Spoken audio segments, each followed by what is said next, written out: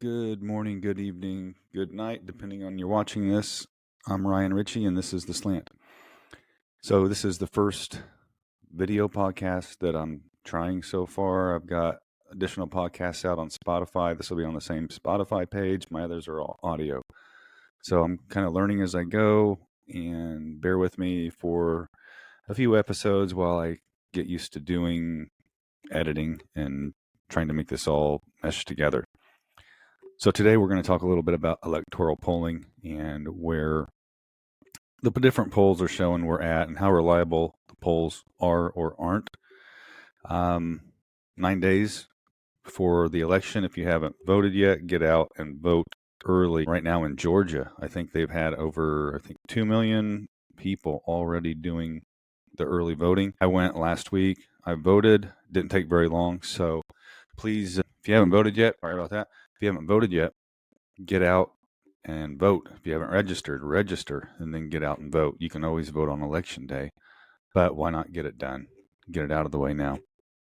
So, first of all, we'll talk about Nostradamus pollster Alan Lichtman. He has predicted 9 out of the last 10 presidential elections. He this year is saying, based on all these key points that he uses to scrutinize the election, that Kamala Harris is going to be the victor this year.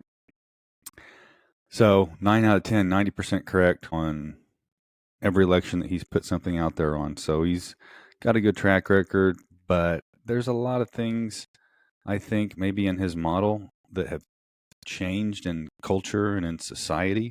So I don't really know how much I believe that he's going to be right again. He might be right. I don't know. I personally hope not, because obviously with the American flag behind me, I'm a patriot, God-loving patriot, and I sure know that right now the Democrats don't love God and they don't love this country. So my money's on Trump to win. I believe, hopefully, Nostradamus, this Alan Lichtman guy, hopefully he's going to have 2 incorrect predictions after 9 days from now. So that's where he's at. CNN pretty much has both at 47% tied. So, I don't know exactly who they're polling. And that's the other thing with all these polls is who are they polling? You go out, you take a poll, you go out and you get 10 Republicans and you get 40 Democrats. That poll's obviously going to be more related to how the Democrats feel. Same way you flip it.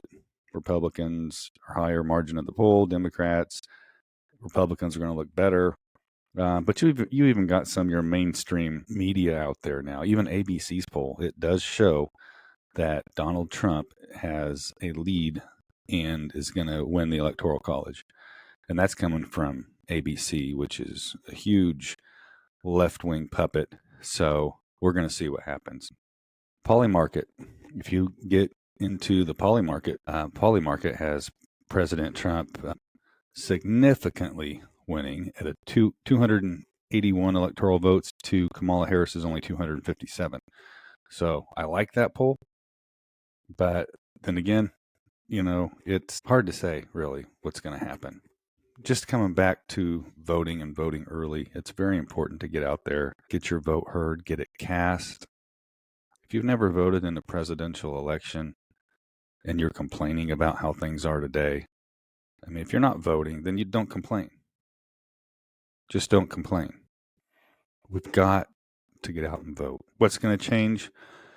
I don't know.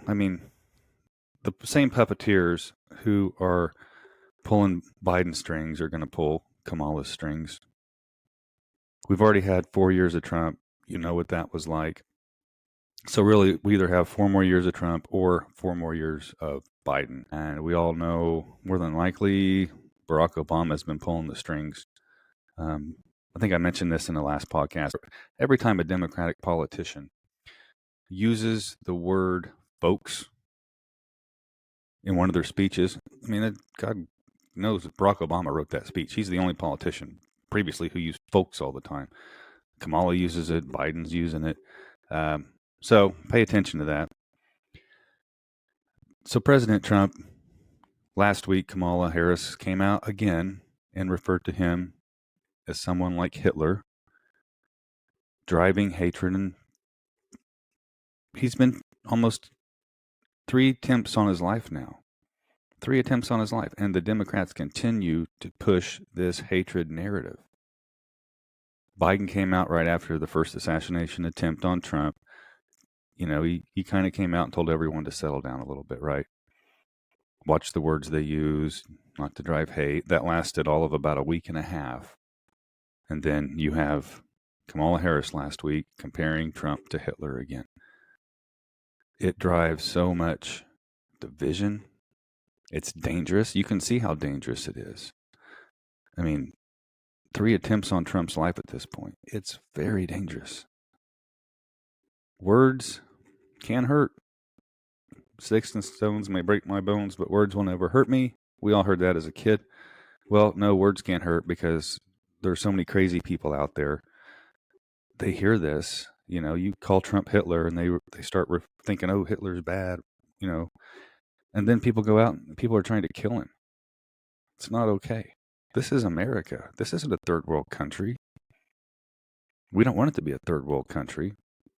Is it going to be a third world country if Kamala Harris gets elected? No, not right away. But over time, we keep digressing. It's going to get bad. I don't want to see it get bad.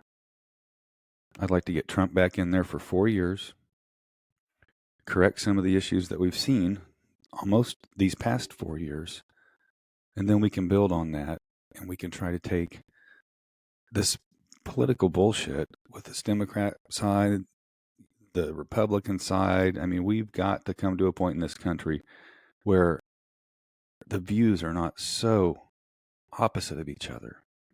If the politicians truly cared about America, they'd put aside their petty bullshit and they'd work together for the American people. And unfortunately, you know, we have 2 candidates. We have a Republican candidate and a Democratic candidate. We've got to choose one of those two. If we had a third-party candidate, it wouldn't matter. You'd be throwing your vote away. They wouldn't be able to get enough votes to beat either one of the 2 major political parties that we have in the United States. So you've got to, which is the less evil candidate, is what you've got to think about, unfortunately.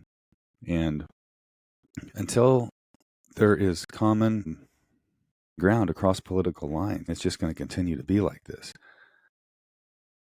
The agenda of both parties is to stay in power. Unfortunately, that's the agenda, is to stay in power. Their agenda should be, what can we do across the aisle to help the American people? Because that's what we're paid to do. And it's not happening. This election, you're going to have to go out and vote really for the better of which evil or which person that you want in. And I don't say that Trump's evil. I think that he did a lot of great things for the country. I think he'll continue to do a lot of great things for the country over the next 4 years. But we got to get out and vote, and we have to make that happen. So get out and vote. Talk to your family, talk to your friends. Make sure they're going to go vote. So many people just don't go out and vote because they think that it's not going to matter. But it does matter. And it will continue to matter. Thanks, everyone, for listening. I will be trying to put out at least a few podcasts every week. And like I said, it might be a little sketchy while I'm trying to learn the video podcasting deal. But you can find me on Spotify. You can just Google my name and The Slant. Also, you can look for me on X, on Instagram, all your major platforms. So please get out, check it out, give me a like, let me know. Do you like the podcast? Do you not like the podcast? You're asking, is this always going to be about politics, about the election? No, it's not. But right now, that's very important. So there'll be a huge range of different things that we're going to talk about. Thank you again for listening, and you'll hear from me soon.